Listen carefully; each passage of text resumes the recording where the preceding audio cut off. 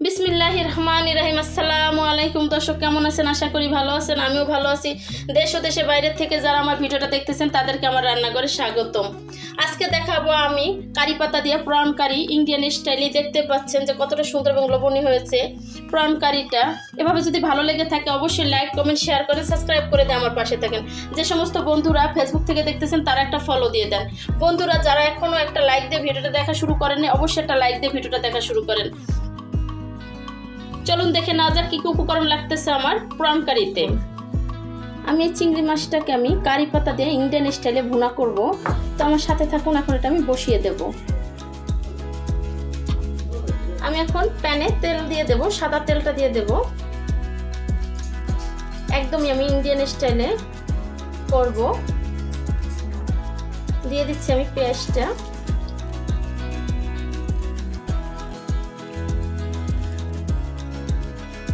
পেঁয়াজটাকে আমি ভেজে নরম করে নেব। পেঁয়াজটা আমার হয়ে গেছে। এখন দিয়ে দেবো আমি 1.5 চা চামচ পেঁয়াজ বাটা দিয়ে দিলাম। দিয়ে দেবো 1 চা চামচ আদা বাটা, দিয়ে দেবো 1 চা চামচ রসুন বাটা, দিয়ে দেবো স্বাদ অনুযায়ী লবণ, 1 চা চামচ ধনিয়া জিরার গুঁড়া, দিয়ে দিচ্ছি আধা চা চামচ হলুদের গুঁড়া, 1 চা চামচ মরিচের গুঁড়া। আমি কিছু পানি দিয়ে দিচ্ছি মশলা কষানোর জন্য।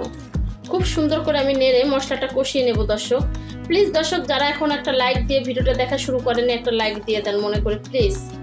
আপনাদের জন্যই আমি এই ভিডিওগুলো এত পরিশ্রম করে বানাই, বা আমাদের পরিবারে যারা আছে তারা সবাই খুবই পরিশ্রম করে, খুবই কষ্ট করে, কারণ একটা ভিডিওর পিছনে আমাদের অনেক টাইম চলে যায়, অনেক কষ্ট। এটা যে করে একমাত্র সেই বুঝে। প্লিজ একটা লাইক দিয়ে ভিডিওটা দেখা শুরু করুন।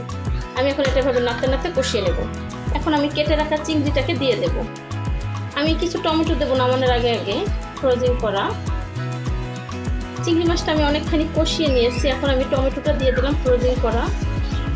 দিয়ে দিচ্ছি আমি অল্প করে একটু ঝোল দিয়ে দেব, যেটা ভুনা ভুনা হবে। প্লিজ দর্শক ভিডিও না দেখে কমেন্ট করবেন না এবং লাইক দিয়ে একটা ভিডিওটা দেখা শুরু করবেন। একটা লাইক দিয়ে দেবেন অবশ্যই। নেড়ে দিচ্ছি। এখন আমি ঢেকে দেব। আমি ঢেকে দিলাম। এখন আমি ঢাকনাটা উঠিয়ে দেখে নেব একদমই হয়ে গেছে। আমি দিয়ে দেব কারি পাতাটা। আপনারা চাইলে মশলার সাথেও কষিয়ে দিতে পারেন। আমি দিয়ে দেব কাঁচামরিচ, আমি দিয়ে দেব আধা চা চামচ জিরার গুঁড়া। এখন আমি খুব সুন্দর করে নেড়ে নেব।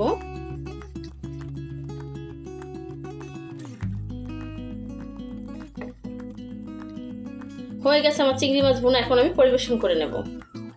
এখন আমি পাত্রে পরিবেশন করে নেব। দর্শক হয়ে গেছে আমার ইন্ডিয়ান স্টাইলে কারি পাতা দিয়ে চিংড়ি মাছের ভুনা, যেটাকে বলা হয় প্রন কারি।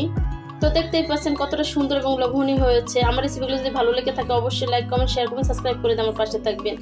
আজকের রেসিপি এই পর্যন্তই। ভালো থাকবেন, সুস্থ থাকবেন, আশপাশের মানুষকে ভালো রাখবেন, চলার পথে সতর্ক হয়ে চলবেন। দেখা হবে নতুন কোনো রেসিপি নিয়ে। আল্লাহ হাফিজ।